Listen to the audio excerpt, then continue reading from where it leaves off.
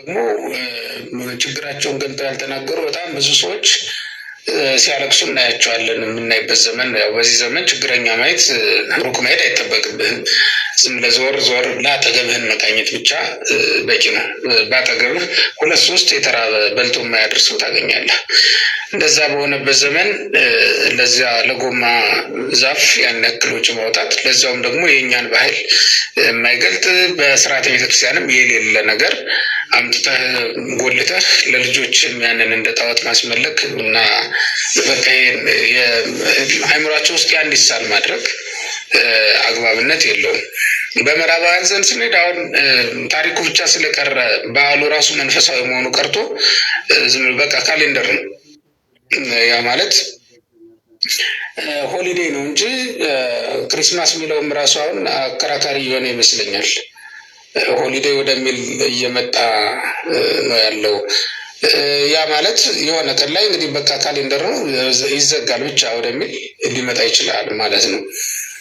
ይህንን ያመጣው ወደ ሌላ ሃይማኖት ሄደው አይደለም፣ ዓለማዊነቱ ነው።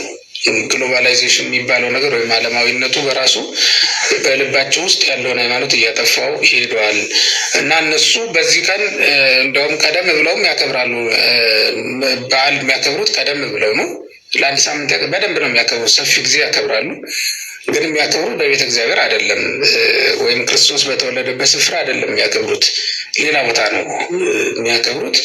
እኔ ምናልባትም እንደ ሄሮድስ ሕፃናትን እያስፈጀ አይደለ ሄሮድስ የዛን ቀን የነበረው። በአንድ ጎን መላእክት ከሰው ጋር ይዘምራሉ፣ በአንድ ጎን ደግሞ አጋንንት ሰው ያስጨፈጭፋሉ። እንደዛ ነው የነበረው እና በየቦታው የዝሙት ዓለም ተፈጥሮ ሕፃናት ሳይቀሩ ክብራቸውን የሚያጡበት፣ የሰው ልጅ ከአጋንንት ጋር አብሮ የሚደንስበት የሚጨፍርበት ዘመን ነው ያ ዘመን። ልክ እንደ ሄሮድስ የሄሮድስ ግብር ነው በሌላ መንገድ እየተተገበረ የሚገኘው ማለት ነው እና እነሱ እዛ ላይ ነው ያሉት። ወደ ቤተ መቅደሶቻቸውም ዝግ ናቸው፣ የዛን ቀን የማይከፈቱም ማለት ነው። እኛ ግን ምን ቸግሮን ነው? እኛ ዕጣኑ የሚታጠንበት መስዋዕቱ የሚቀርብበት ስፍራ አለን። አብረን ከመላእክት ጋር መዘመር የምንችልበት ዘመን ላይ ነው ያለ ነው። ይልቁንስ እውነት ለመናገር ነገሮቻችን ሁሉ ሃይማኖታዊ የሆነው ነገር ሁሉ ዓለማዊ የሆነ እንዳይመጣ እና ዝም ብሎ ልምድ ብቻ እንዳይሆን መጠንቀቅ ይኖርብናል። በተለይ በክርስቶስ የሚያምን ማንኛውም ሰው መጠንቀቅ ያለበት ክርስቶስን ሊያስታውሰንን የሚችል ነገር በጠቅላላ ዓለም እየወሰደች የራሷ እያደረገችው ነው ያለችው እና የቆመ ሐውልት እያደረገችብን ያለችው። ከዛ በኋላ ምንድን ነው የሚሆነው? ያ ስነ በዓል እየሆነ ነው የሚመጣው ማለት ነው። ስነ በዓል እየሆነ መጣ ማለት ምንድን ነው? ክርስቶስ የሌለው ግን ዝም ብለን በዓመት የሆነ ቀን የምናከብረው በሆነ መንገድ የምናከብረው ነው የሚሆነው እና ከዛ በተለየ ሁኔታ ልናስብ ይገባናል። ከዚያ ይልቅ ገንዘቡ ካለን ነዳያንን አብልተንበት ክርስቶስ ለእኛ ምጽዋት ሆኖ ስጦታ ሆኖ በተሰጠበት በዚህ ቀን ስጦታ መስጣጣት መልካም ነው። ምክንያቱም እግዚአብሔር ትልቁ ስጦታ የሰጠን ዛሬ ነው። እንደዚህ ሰጥቶን አያውቅም። የፈጠረን ቀን ይህን ዓለም ሰጥቶናል። እውነት ነው። ስፋቱን ልማቱን ስትመለከት የዓለም እንዴት ይገርማል አይደል? ይህንን ለሰው ነው የሰጠው እግዚአብሔር። ያውም በየብስ ብቻ ያለውን አይደለም፣ በባህርም ያለውን እንዲገዛ ስልጣን ከሰማይ በታች ለማንም አልተሰጠም።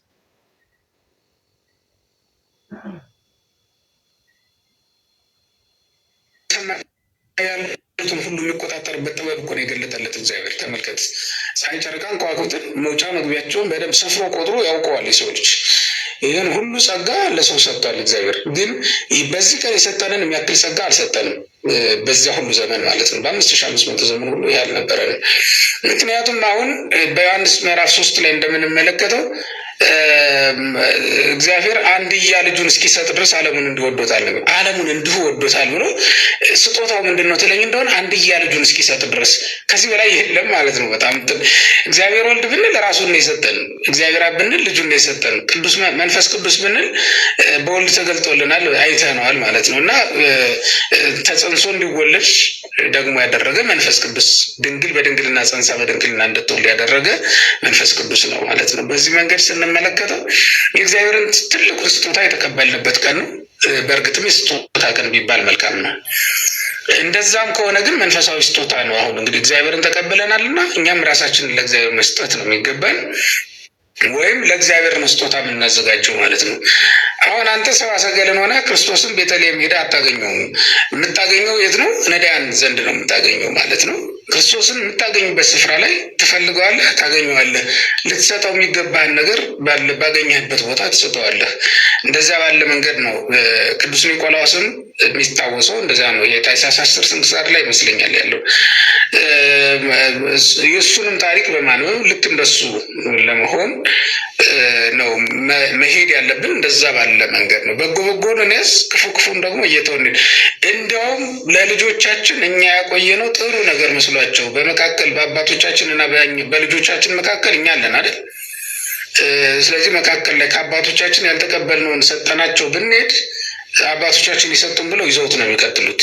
ስለዚህ መጠንቀቅ ያስፈልጋል። በዚህ ዘመን ያለን ሁላችን ዛሬ ወጣቶችን ብንሆን ነገ አባቶች ነን። ስለዚህ ለነገዎቹ ልጆች እኛ አባት ነን፣ ለትናንትናዎቹ ነው እኛ ልጆች የምንሆነው። ስለዚህ የነገውን አባትነታችሁን አስባችሁ ተጠንቅቃችሁ ነው ማድረግ ያለባችሁ ማንኛውንም ነገር። ሌላው ቀርቶ ቤታችሁ የምታደርጓቸውን እያንዳንዱን ሰዓት ለቀጣዩ ትውልድ ስትሉ እባካችሁ ለቀጣዩ ትውልድ ስትሉ እንኳን መንፈሳዊ ሁኑ። ለቀጣዩ ትውልድ ስትሉ እንኳን በክርስትና ትእዛዝ መሰረት አድርጉት። ማንኛውንም ነገር ለነገው ትውልድ ለሚመጣው ትውልድ ስትሉ በጥንቃቄ ትእዛዝ እግዚአብሔርን ከቤታችሁ አታጥፉት። እኔ አደራ ምለው እሱን ነው።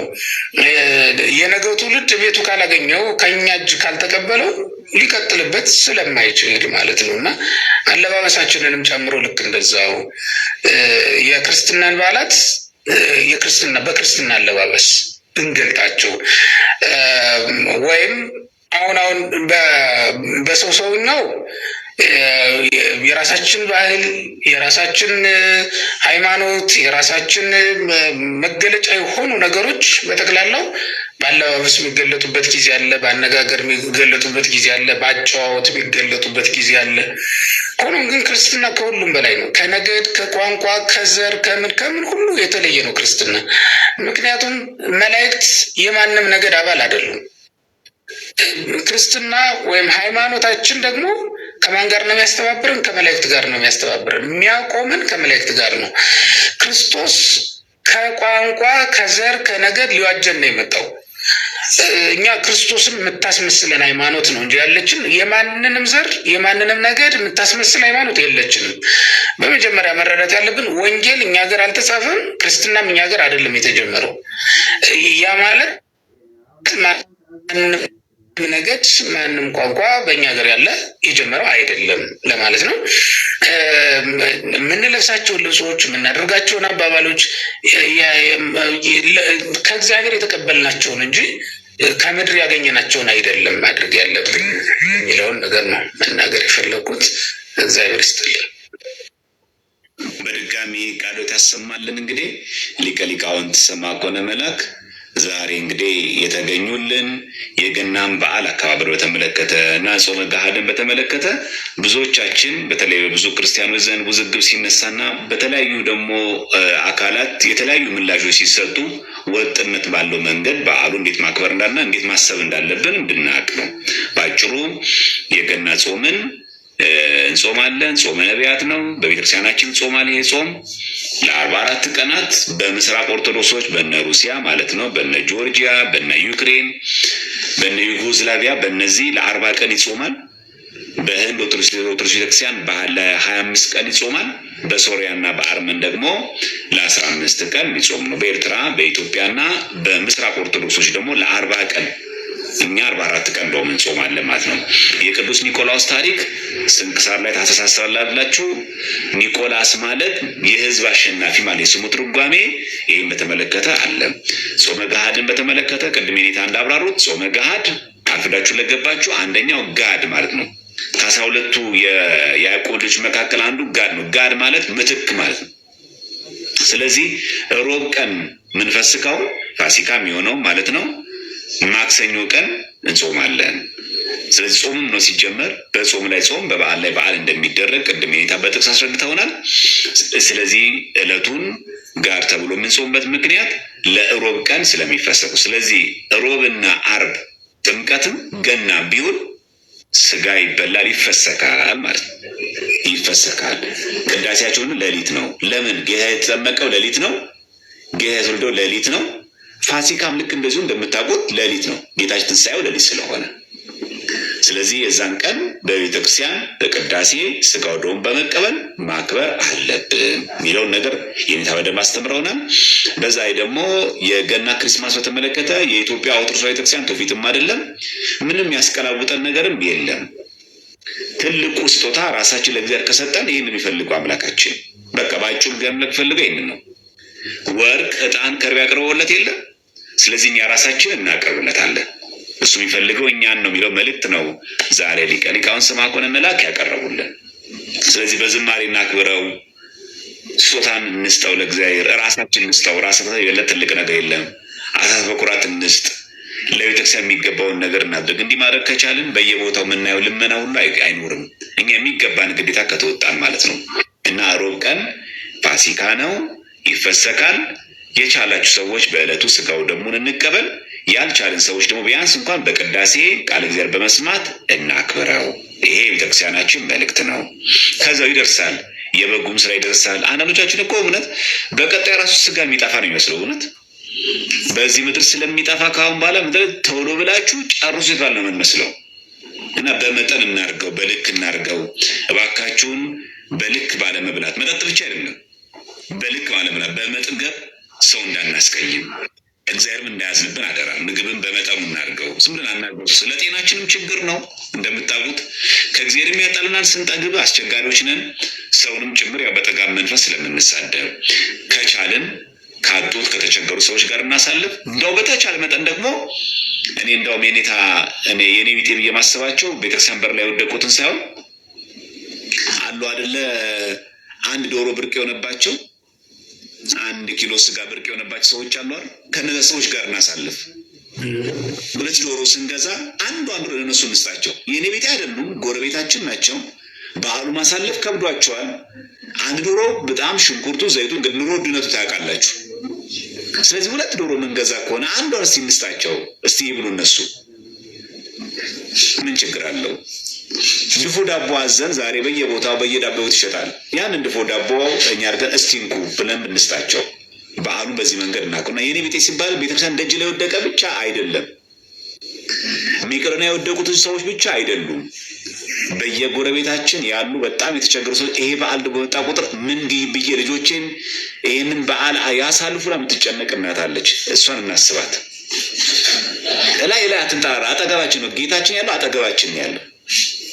እንደ አባ ብሶይ እንዳይሆን ማለት ነው። በአባ ብሶይ ጊዜ መነኮሳቶቹ እግዚአብሔር ለማየት ወደ ተራራ ሲወጡ ጌታችን ተራራው ስራ ላይ ያገኛል። አባ ብሶይ በቃ አጠገባችን ያለው ጌታ እና ሩቅ ሳንሄድ በአጠገባችን እንዳለ እንድናውቅ ነው። በተረፈ የቅዱስ ሳንታ ክላውስ ብሎ ፈረንጆቹ ያጣመሙትን ታሪክ የገና ስጦታ አባት ያሉትን የኛ ቤተክርስቲያን ስንክሳር ላይ የተዘገበ ነው። ታኅሳስ 10 ስንክሳር ገብታችሁ ተመልከቱ። ታኅሳስ 10 ስንክሳር ላይ ቅዱስ ኒቆላውስ ይለዋል። በፈረንጅኛ ደግሞ በልሳነ አፍልኝ ደግሞ ኒኮላስ፣ ሴንት ኒኮላስ ተብሎ የሚጠራው ኒቆላውስ የሕዝብ አሸናፊ ማለት ነው። ስንክሳራችን ላይ ታሪኩ ሂደቱ አለ። ቅዱስ አባት ነው እና የአባቱ ስም ኤጲፋኒዮስ ነው። የእናቱ ስም ደግሞ ዮና ይባላል። ይህም በተመለከተ በጣም እጅግ ዝርዝር ጉዳይ እዚህ ያለ። እንደውም በቤተክርስቲያናችን ሊቃውንት በ318ቱ ሊቃውንት መካከል አንዱ እንደሆነ የሚናገሩ አባቶች አሉ። ስለዚህ ዝርዝር ጉዳይ እዚህ ላይ እናገኛለን። ስለዚህ የኒቆላውስ ታሪክ የኛ ቤተክርስቲያን የተዘገበ ነው። እነሱ ግን ይሄ ክሪስማሱ ጋር ተያይዞ 2 አምላክ ስለሚያመልኩ ደጉ አምላክና ክፉ አምላክ አለ ብሎ የሚያመልኩትን እኛ ማንከተል መሆኑን፣ ክሪስማስ በእኛ ቤተክርስቲያን ያልተፈቀደ መሆኑን እንድናውቅ፣ እነሱ የሚያከብሩት ከጨለማ ይሄ ክፉ ደጉ አምላክ ተደብቆበት ከነበረው የሚወጣበት በዓል ነው። እኛ ጋር ደጉ አምላክ ክፉ አምላክ ምንለው ከፋፍለን የምናመልከው አምላክ የለንም። ያለን አንድ አምላክ ነው፣ አንድ ፈጣሪ ነው፣ አንድ እግዚአብሔር ነው ያለን። እሱ ነው የምናመልከው። ስለዚህ ሴቶችም የፈጠረው እግዚአብሔር ነው፣ ወንዶች የፈጠረው እግዚአብሔር ነው። እንደውም የኔታ አይተው ከሆነ ይላሉ መሰሎት ደጉን አምላክ ደጉ ማን ነው? ወንዶችን የፈጠረው ደጉ አምላክ ስለሆነ ክፎችን ደግሞ ሴቶችን የፈጠረው ደግሞ ክፉ አምላክ ስለሆነ ደጉ አምላክ የፈጠራችሁ ወንዶች ክፉ አምላክ የፈጠራቸውን ሴቶችን አታግቡ ይላሉ። ጭራሽ ጋብቻ እርኩስ ነው ይላሉ። በጣም አደገኛ እንትን ነው። በጣም እንደዚህ ይላሉ። እንደው መነኮሳት ነው ሐዋርያት መልስ ይሰጡበታል እሱ እና በጣም አደገኛ እና ደግሞ የሚገርመው ደግሞ እኮ ዘሟች ናቸው እኮ እንጂ እኮ እንደው በጣም እኮ ጸባይኛ ቢሆን እኮ እንደው በጣም በምንኩስና የሚኖሩ እኮ በጣም መነኮሰ ደናግላን ቢሆን እኮ ባህታዊም ቢሆን አይደንቅም ነበር። እና በዚህ ልክ በጣም ጽንፍ ይወጡ ስላሉ ራሳችን ከክፉ ነገር እንድንጠብቅ ከሱታን ትምህርት እንድንጠብቅ እንዲሁ ዝም ብለን ብቻ ሰው ስላደረገው አናርግሽ። ዝም ብሎ ክሪስማስ ሰው እንደ ሲገዛ አይተን ዲም ላይ ሲገዛ አይተን ቤቱ ደስ ስለሚል ቦግ ብልጭ ሲደስ ስለሚለን ስለሚያምር ዝም ብሎ ብቻ አይደረግም። ከቤተክርስቲያን ጥራት ትምህርት አንጻር ስራ አንጻር ማየት አለብን። የእኛም ቤተክርስቲያን እንደ ፋራ ከማየትም እንቆጠብ ለማለት ነው። ምናልባት የኔታን የገናን ጾም በተመለከተ ምጠይቁ ካለ እድል ስጣችሁ። በተረፈ እንጨርስ። ነገ ቅዳሴም ስለሆነ እናጠቃላለን። የሚጠይቅ ሰው ካለ ፈቅዳለሁ። አልተመለሰልኝም የሚል ሰው ካለ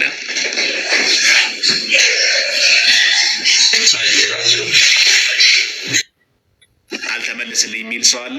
የገና ጾምን በተመለከተ የኔታ ልጠይቅ የሚገባኝ ጥያቄ አለ የሚል ሰው አለ።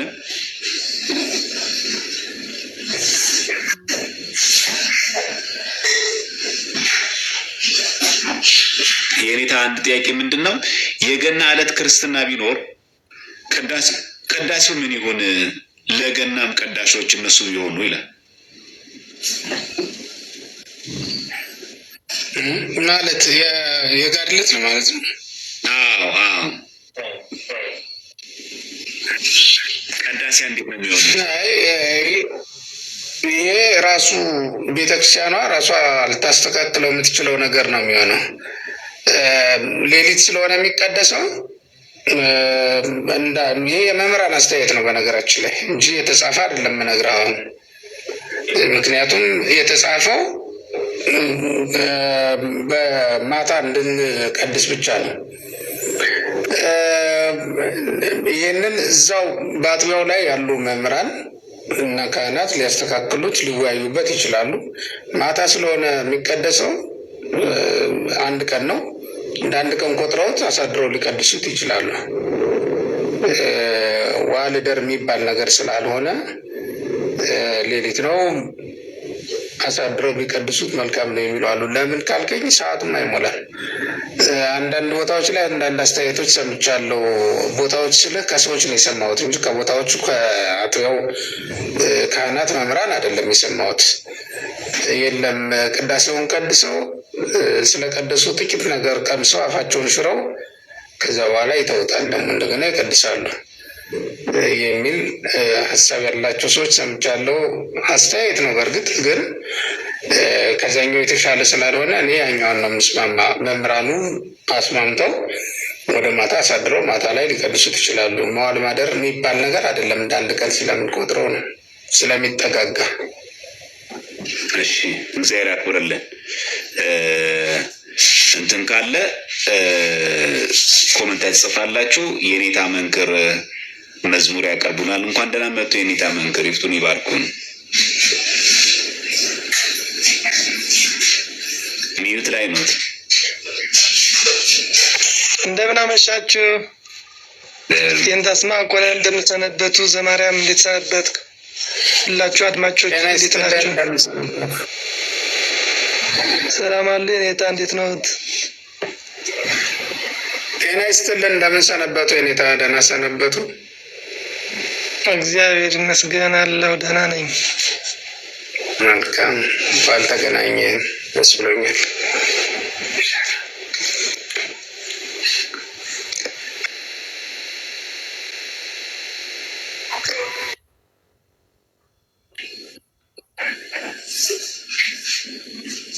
ይሰማዎታል? የኔታ መንክር ኔትወርክ ያዞት መሰለኝ።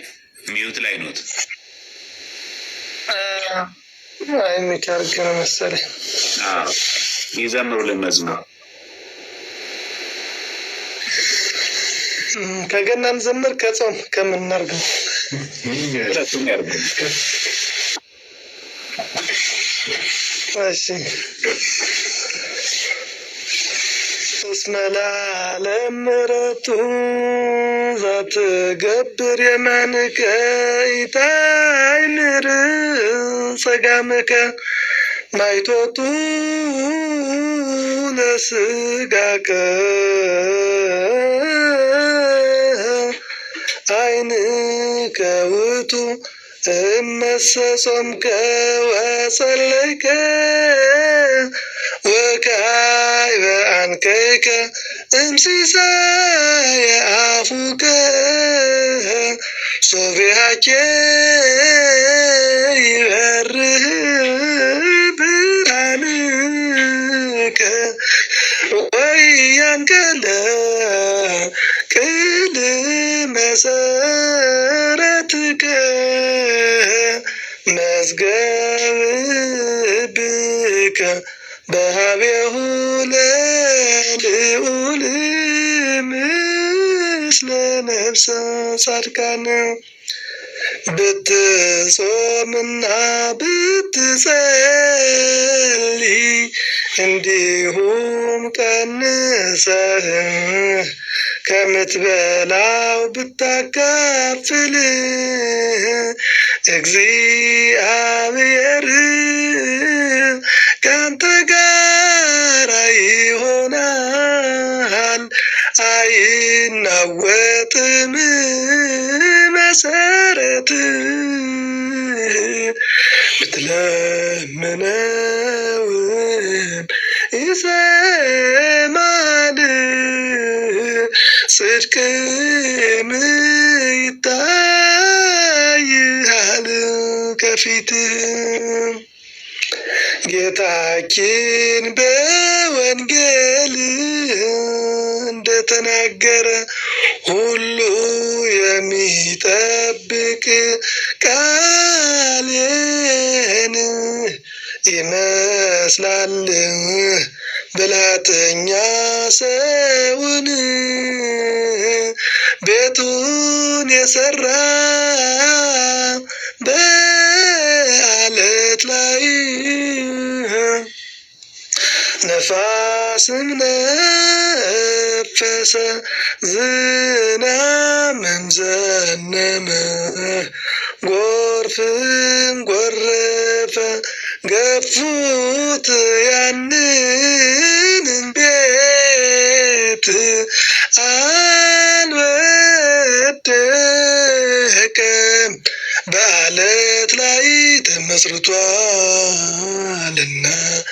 በመስቀሉ ኃይል የኢየሱስ ክርስቶስ እነሆ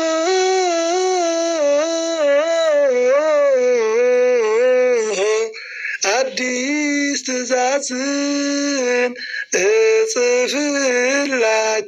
እጽፍላችኋለሁ ተዋደዱ እርስ በርሳችሁ ሰላምም ይሁን ሁል ጊዜ በመካከላችሁ ውደዱ ጠላቶቻችሁን የማትወዱትን ሰዎች አያድርጉባችሁ እናንተም ለሌሎች አታድርጉ። ይሄኛው የጾም ነው። እስኪ ከልደት ደግሞ ስብሐት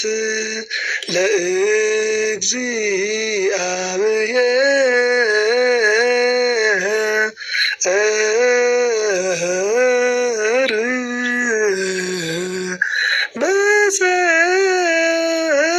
በሰማያት ስብሐት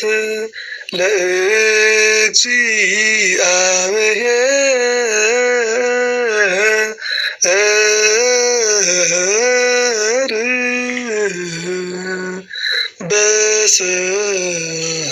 በሰማያት ወሰላም በምድር ለዘሰምሮ ለሰብ ወሰላም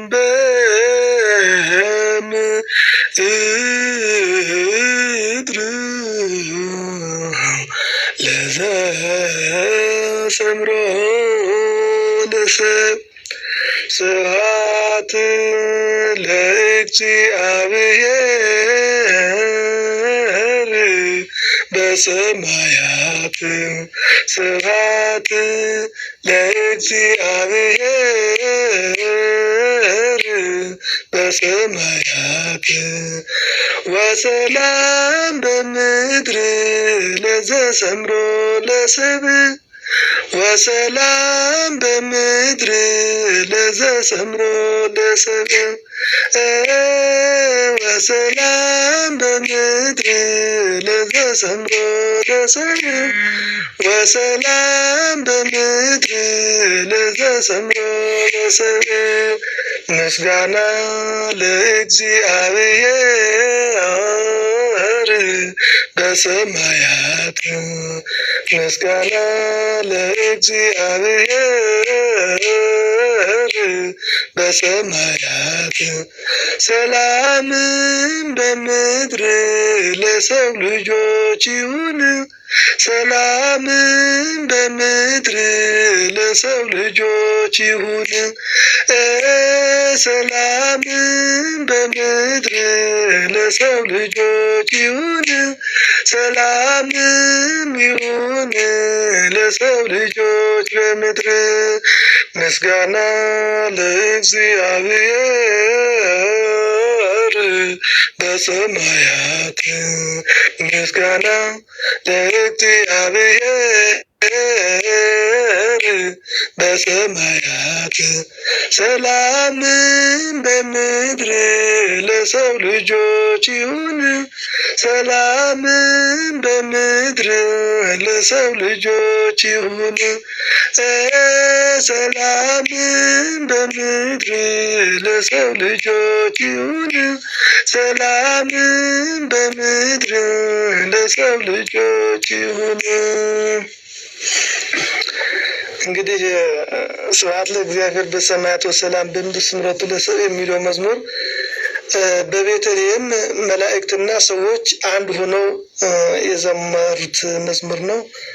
ከዚህ አንጻር ነው መዝሙሩን ያቀረብነውና ይቆየን።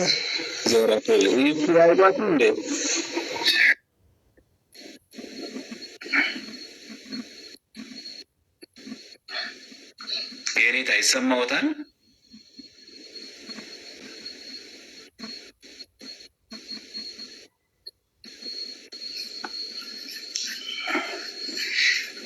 ኔትወርክ ወስለኝ ያዛቸው።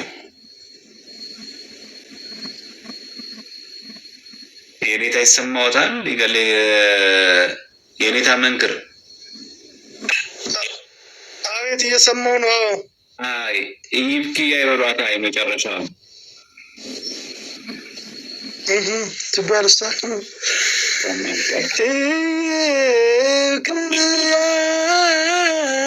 ዘከና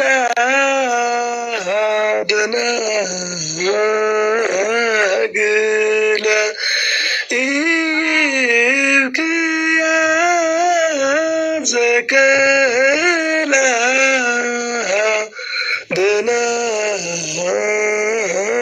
ደናግለ አርዑተ መስቀል ጾረ እስከ ቀራንዮ ጾረ አርዑተ መስቀል ጾረ እስከ ቀራንዮ ጾረ። ዛሬ ኖላዊ ስለሆነ እንግዲያውስ የኖላዊ መዝሙርም አንድ ልጨምር ወረብ ነገር ጊዜ ካለ ደስ ይላል።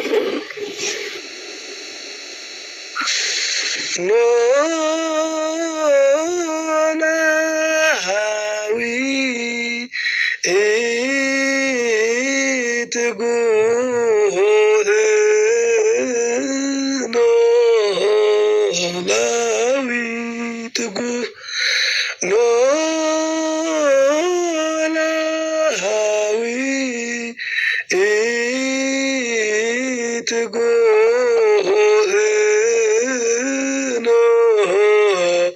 ዳዊት ጉህ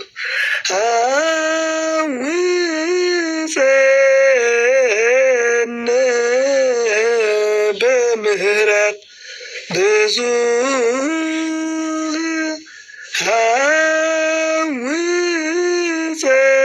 አውፀነ በምህረት ብዙ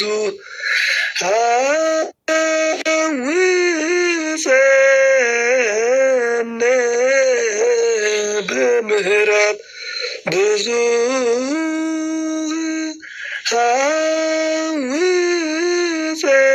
አውፀነ በምህረት ብዙ ኖላዊት ጉህ ዘይትነውር ኖላዊት ጉህ ዘይትነውር አውፀነ አውፀነ በምህረት ብዙ አውፀነ አውፀነ በምህረት ብዙ አውፀነ አውፀነ በምህረት ብዙ አውፀነ አውፀነ በምህረት ብዙ ትጉህ እረኛችን የማታንቀላፋ ትጉህ እረኛችን የማታንቀላፋ ጠብቀን ጠብቀን እኛን እንዳንጠፋ ጠብቀን ጠብቀን እኛን እንዳንጠፋ ጠብቀን ጠብቀን እኛን እንዳንጠፋ ጠብቀን ጠብቀን እኛን እንዳንጠፋ ትጉህ እረኛችን የማታንቀላፋ ትጉህ እረኛችን የማታንቀላፋ ጠብቀን ጠብቀን እኛን እንዳንጠፋ ጠብቀን ጠብቀን እኛን እንዳንጠፋ ጠብቀን ጠብቀን እኛን እንዳንጠፋ ጠብቀን ጠብቀን እኛን እንዳንጠፋ ትእዛዘ ቃልክሙ ይኩን አምጣነ ብሔር መሲሕ ጸላኢ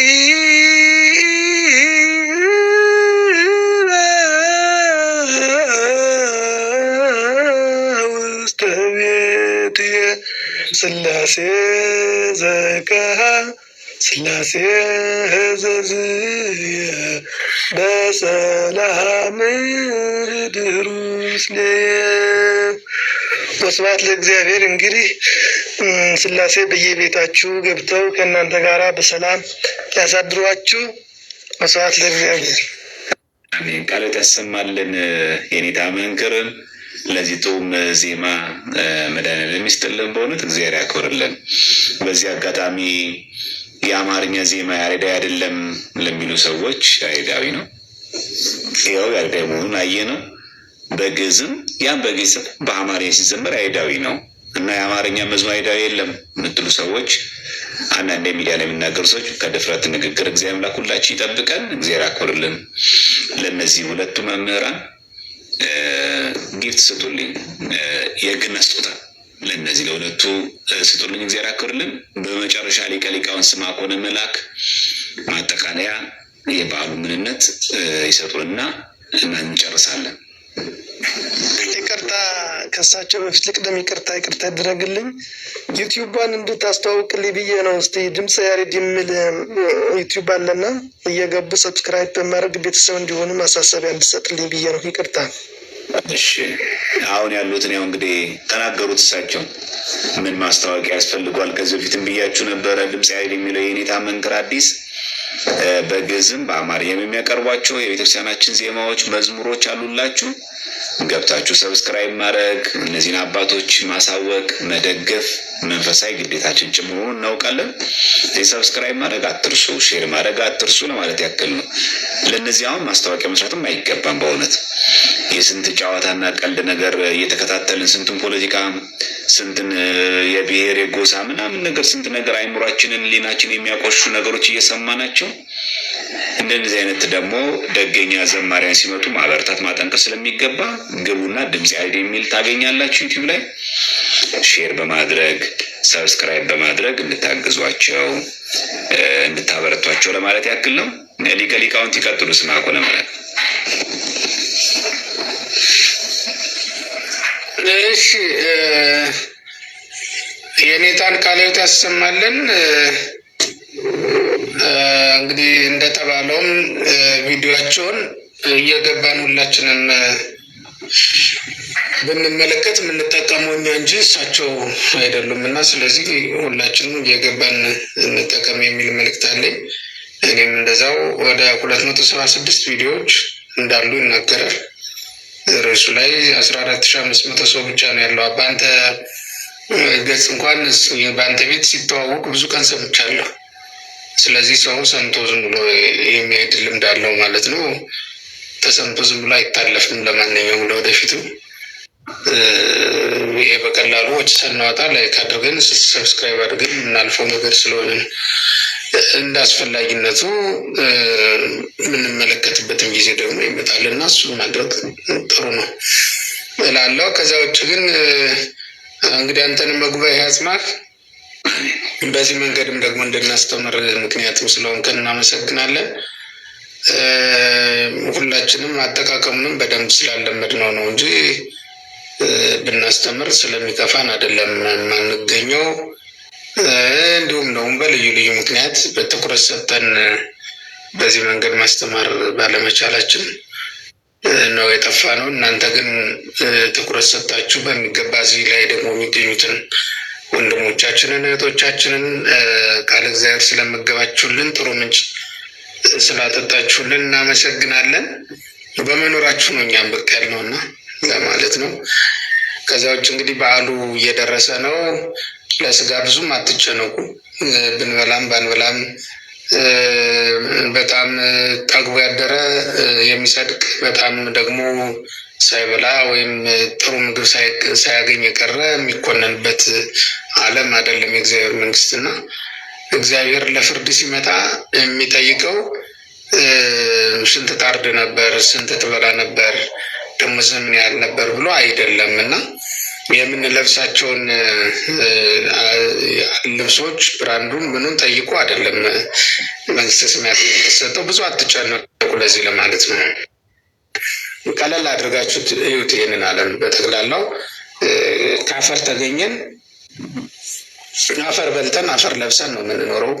መጨረሻም ላይ ወደ አፈርነት እንለወጣለን ሁላችንም ማለት ነው። በዚያ ልክ አርጋችሁ ልትመለከቱት ይገባል። ብዙ የቀረብን እንዳይመስላችሁ ለማለት ነው። አትዘኑ። መብላት መጠጣት የግድ የሚያስፈልግ ስለሆነ ግን የምንበላውን የምንጠጣውን መድኃኒዓለም እንዳያሳጣን ደግሞ መጸለይ ይገባል። የእኛም እንኳን ካለን ለሌላቸው ደግሞ መጸለይ እንዲሁ መለመን ይገባል። ቅድም አንተም እንዳልከው እኔ በቅርብ በሁለት ቀን ውስጥ እንኳን የገጠሙኝ አንድ ሁለት የሚገራርሙ ሰዎች የማትጠብቃቸው ሰዎች ናቸው። እንግዲህ ለልጆቻቸው የሚያቀምሱት እንኳን እስከ ማጣት ድረስ ደርሰው ከእንባ ጋር ሁሉ የነገሩኝ ሰዎች አሉ እና ልክ እንደዚሁ አጠገባችን ላይ በጣም በማንጠብቀው ሁኔታ ከፍተኛ የሆነ ረሃብ አለ እና እየተሳሰብን ይህንን በዓል እናክብረው። እግዚአብሔር እንዳሰበን ሁሉ እኛም ደግሞ ሌሎችን ልናስብ ይገባል የሚል መልእክት ነው ያለኝ። እንደው በግልጽ አደባባይ ላይ የወጡት ቤተ እግዚአብሔር የወደቁትንም የሚረዳቸውም አለ። ይህ ማለት ግን እዚያም ያሉትን እነዚህንስ ይረዳቸዋል እያላችሁ እንድትተዋቸው አይደለም።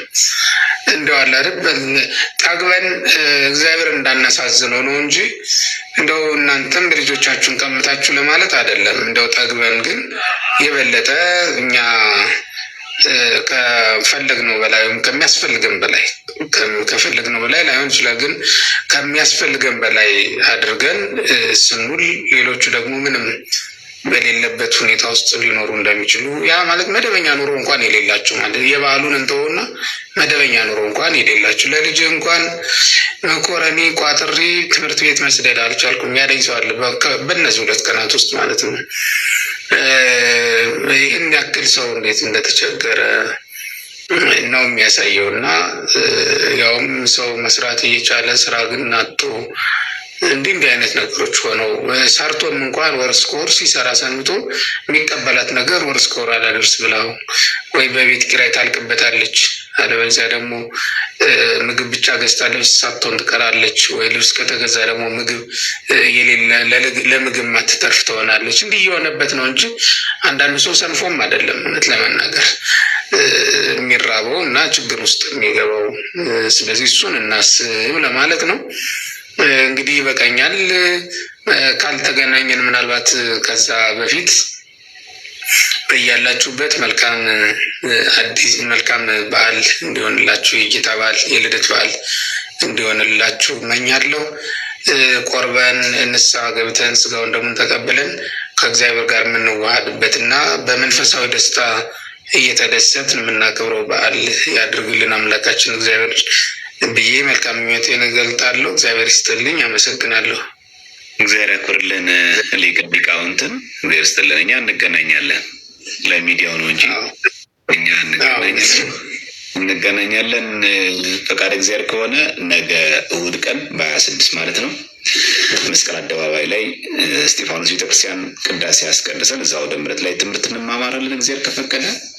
እንግዲህ ሁላችሁም አዲስ አበባ ያላችሁ የሚቀርባችሁ መስቀል አደባባይ እስጢፋኖስ ቤተክርስቲያን ላይ እንገናኛለን። ቃል እግዚአብሔር እንማማራለን። ዋዜማ ደግሞ በየደብሩ ዋዜማ መቆም፣ ማስቀደስ፣ የአላፋት ዝማሬ የምትሄዱ ምንሄድ ሰዎች ደግሞ ተሰብስቦ ቤተክርስቲያን ስርዓት ነጭ ተለብሶ በሚገባ መዘመር። ከበዓሉ በኋላ ሌላ ቦታ መሄድ አይቻልም። ቤተክርስቲያን ሄደን ማህሌት በመቆም በማስቀደስ ስጋው በመቀበል በዓሉን እናክብረው። በዓሉ የቤተክርስቲያን ነው፣ መከበር ያለበት ቤተክርስቲያን ሲሆን አደራ ለማለት ያክል ነው። የኔታ እንደዋወላለን፣ እንገናኛለን። የኔታ መንክርም እግዚአብሔር ያክብርልን። ሁላችሁን እግዚአብሔር ይስጥልን፣ ለሁላችሁም መድኃኒዓለም ይስጥልን። የኔታ መንክር በጸሎት ያዘጉልን።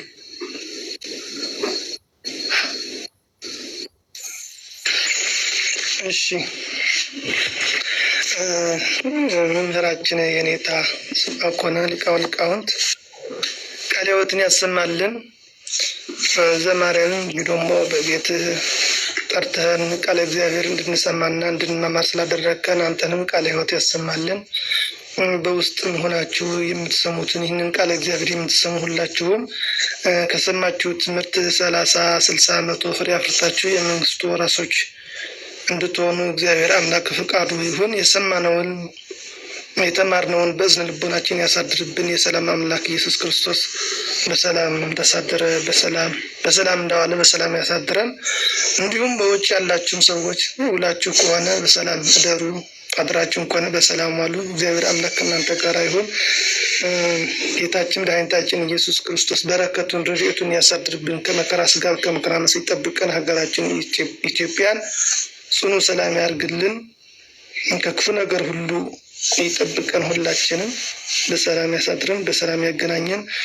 እንዲህ ደግሞ ማንገናኝ ከሆነ ቅድም የኔታ እንዳሉት ለልደት በዓል በሰላም እንድትውሉ መልካም በዓል እንዲሆንላችሁ ከወዲሁ እንመኛለን። ሰላም እግዚአብሔር ከሁላችን ጋር ይሁን። በሰላም ያሳድረን። አምላካችን አቡነ ዘበሰማያት ይትቀደስ ስምከ ትምጻእ መንግሥትከ ወይኩን ፈቃድከ በከመ በሰማይ ከማሁ በምድር ሲሳየነ ዘለለ ዕለትነ ሀበነ ዮም ህድግ ለነ አበሳነ ወጌጋየነ ከመ ንሕነኒ ንህድግ ለዘአበሰ ለኢታብአነ ውስተ መንሱት አላክነ ወባልሐምነ ኩሉ ኩስ መዚአከ ይእቲ መንግሥት ኃይል ወስብሐት ለዓለመ ዓለም።